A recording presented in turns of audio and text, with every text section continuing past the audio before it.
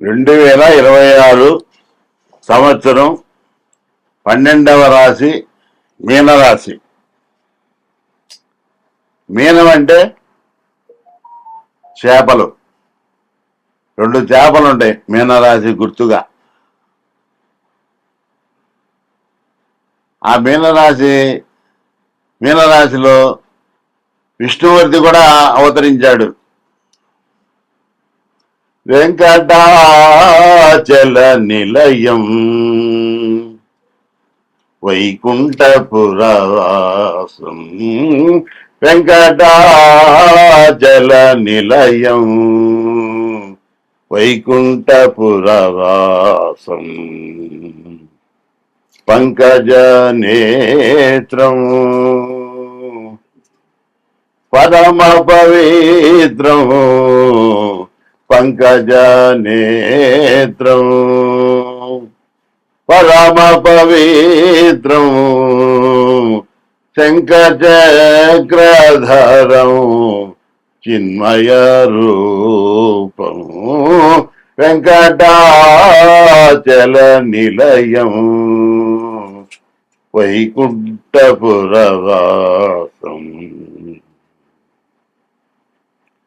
అంబుజోద్భవ వినుతం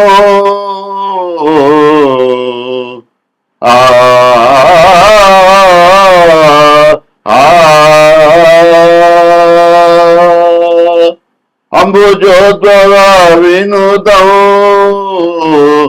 అగణిత గుణదావం, అంబుజోద్భవ వినుతం అగణిత గుణదావం, తుంబురు నారద గాన విలోలం, తుంబురు నారద గాన విలోలం, వెంకటాచల నిలయం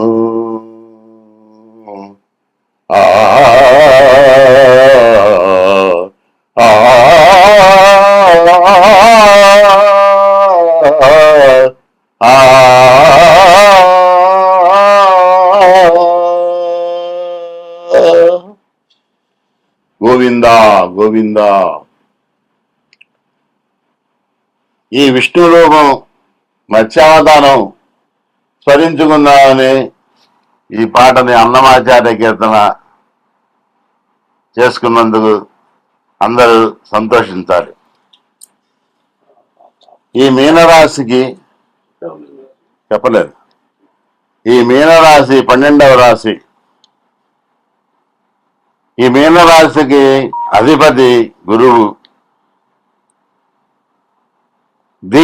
4వ పాదం పూర్వభాద్ర నక్షత్రం, దుష్యం శోధ ఉత్తరాభాద్ర నక్షత్రం, దో చాచి రేవతి నక్షత్రం, పూర్వభాద్ర 4వ పాదం ఉత్తరాభాద్ర రేవత్యాంతం. ఈ 3 నక్షత్రములు అనుకూలించిన ఈ అక్షరములు మీనరాశికి సంబంధించినవిగా. ఈ మీనరాశికి గ్రహస్థితులు, ఈ మీనరాశిలో శనైశ్వరుడు 1వ పాదం 1వ రాశి, రెండవ రాశిలో కుజుడు, 3వ రాశిలో రవి బుధుడు, 4వ రాశిలో గురువు శుక్రుడు, 6వ రాశిలో కేతువు, 12వ రాశిలో రాహు. ఈ రాశిలో శని, కుజుడు, బుధుడు, కేతువు, రాహు అనుకూలంగా లేరు మీనరాశి వారికి. శుక్రుడు అక్కడే అనుకూలంగా ఉన్నాడు. ఒక్కడు ఏం చేయగలడు? శుక్రుడు అక్కడే. వాళ్ళకి వీళ్ళకి దిక్కెవరు? ఇంకా ఆ విష్ణుమూర్తి దిక్కు. పరాభవనామ సంవత్సర చైత్ర శుద్ధ ఉగాది, శ్రీరామనవమి పండుగలు మనం ఎంతో ఆనందంగా చేసుకున్నాం. సుఖ సంతోషాలతో అభివృద్ధిగా ఉండాలని కోరుకుంటున్నాం.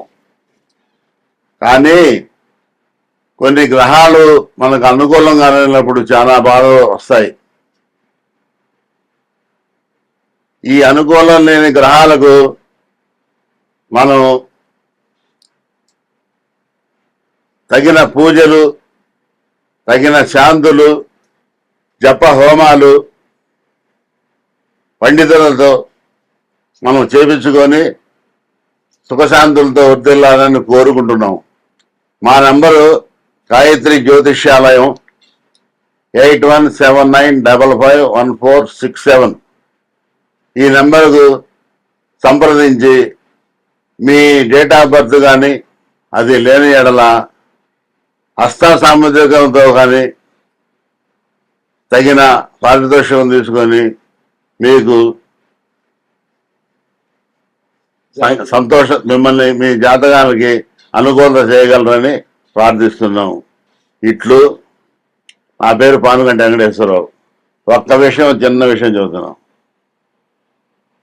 రామాయ రామచంద్రాయ రామభద్రాయ వేదసే రఘునాథాయ నాథాయ సీతాయాం పదయే నమః.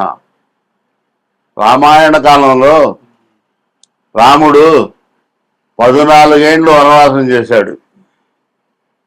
అది రామాయణంలో జరిగిందని మనం తెలుసుకొని ఇప్పుడు నేను చెప్తున్నందుకు మీరు కొద్దిగా ఆలోచించండి.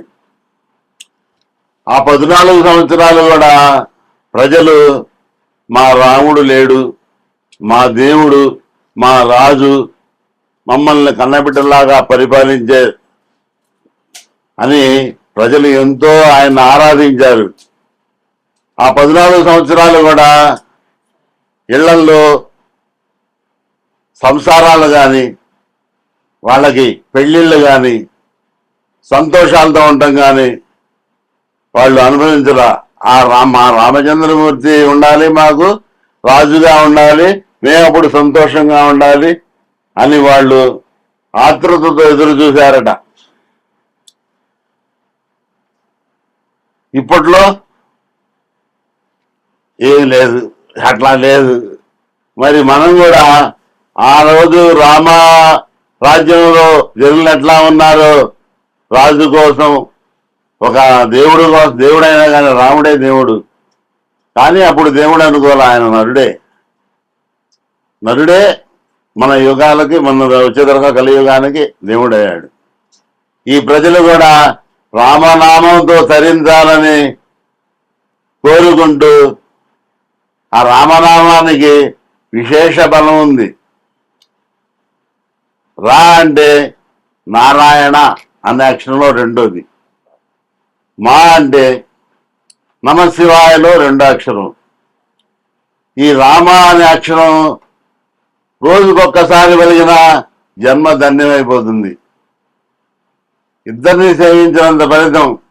రామ, అటు విష్ణువు, ఇటు ఈశ్వరుడు, భేదం లేదు. ప్రతి ప్రాణి, ప్రతి మానవుడు ఈ మంత్రాన్ని జపించి తరించాలని కోరుకుంటూ స్వస్తి. లోకా సమస్తా సుఖినో భవంతు. ఓం శాంతి శాంతి శాంతి. సర్వే జనా సుఖినో భవంతు.